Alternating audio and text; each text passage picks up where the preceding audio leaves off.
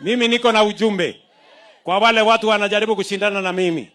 Mimi nataka niwaambie wale majamaa, ya kwanza, tafuteni sera, tafuteni maono, tafuteni mpango, tafuteni agenda, ndio mulete kwa hao wananchi.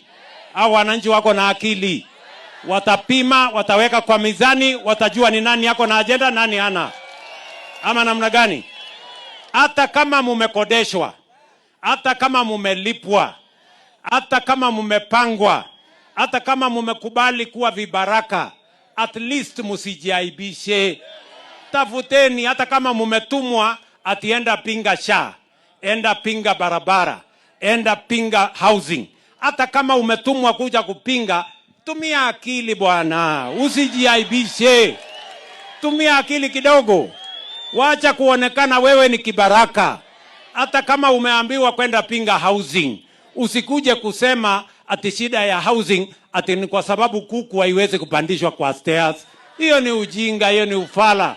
Tafuta a better argument ndio uonekane hata uko na akili. Ama namna gani?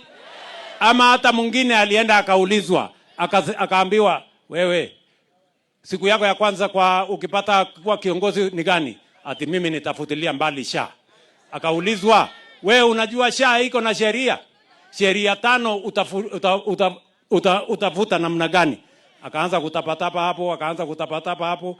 Unajua sasa wewe my friend, hata kama umetumwa, hata kama umekubali kuwa puppet, hata kama umekubali kuwa kibaraka, hata kama umetumwa kuja kupinga SHA, tafuta vijisababu kidogo ndio uonekane huko na akili. Wacha kuja kujiaibisha, unaonekana mtu fala kwa sababu ukiulizwa wewe unasema SHA ifungwe.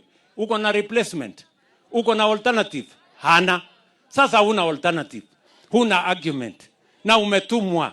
Hata kama umelipwa pesa ngapi, jiheshimu bwana. Tafuta vijisababu kidogo ndio uonekane huko na akili. Ama namna gani? Tuko pamoja? Tuko pamoja.